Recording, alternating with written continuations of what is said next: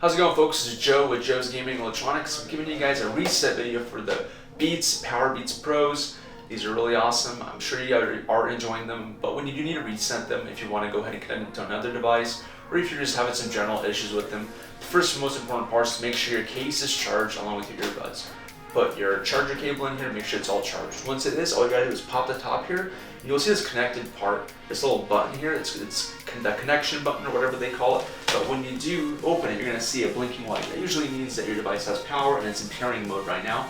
What we're gonna do is we're just gonna hold this button, and we're gonna hold the button for 15 seconds. After 15 seconds, we're gonna release it, or when the lights are gonna be flashing red and white.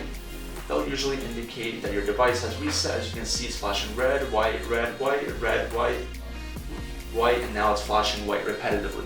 That means you have done the reset sequence, and then when you do that, you can go into your device. If you have an iOS device, it's really simple. You just pop the top, the H1 chip will connect directly to your iPhone, click connect, and then you can actually do other things like renaming it in your app and things like that. Alright folks, hope you guys enjoyed this video. Feel free to like, subscribe, and comment our videos with any other stuff you guys would like. You guys can always support us by checking out our website, JoesGE.com.